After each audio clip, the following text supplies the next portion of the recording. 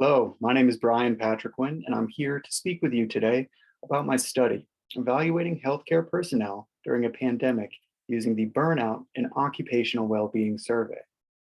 Over the past year, I've worked as part of a multidisciplinary team of healthcare providers, administrators, and public health professionals to help create the BOWS framework and test this evaluation tool. This comprehensive framework guides the scoring of the BOWS through a series of subdomains, domains, and the final cumulative product, the BOWS score. An extensive literature review combining elements from various evidence-based models, merging those models with public health theory, and the experience of the frontline healthcare personnel were all building blocks used to construct the BOWS framework. And this framework serves as a guide for all elements of the survey, from scoring right down to the construction of each and every statement. These domains and subdomains helped operationalize the test's definition of burnout using a whole of health systems approach focused on the occupational setting. So why burnout?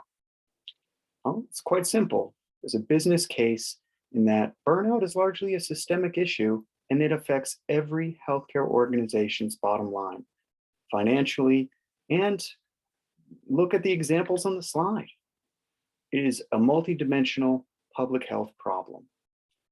The BOWS was designed as an organizational assessment tool to help leadership find out which populations within their institution could benefit from some form of targeted intervention.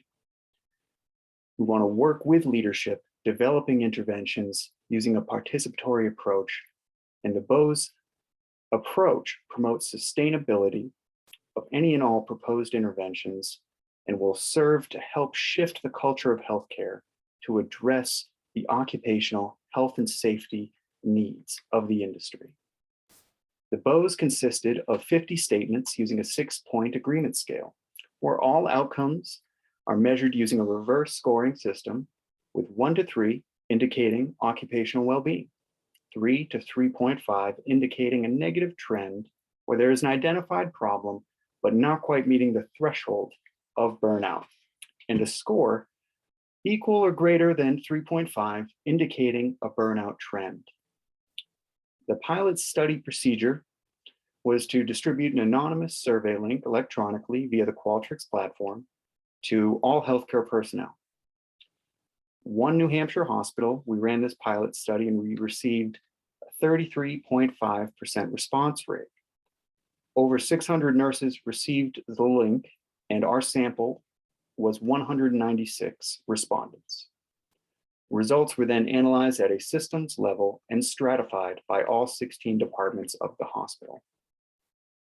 The hospital-wide results you'll see here indicate 2 of the domains, personal wellness and compassion fatigue, scored above that yellow line in the negative trend range. But the cumulative BOWS score and presenteeism were both within the occupational well-being range at the system level. When stratifying by department, we can see that 3 departments scored higher than the hospital-wide average in those problem areas and in the cumulative score. One of those departments, the emergency department, you'll see the very top in that greenish color, scored above the burnout threshold on all domains and the cumulative burnout score, the cumulative BOWS score. The other 2 departments, the medical surgical unit and the intensive care unit, they scored within the negative trend range. So there's an identified problem, but they have not quite met the threshold for the burnout score.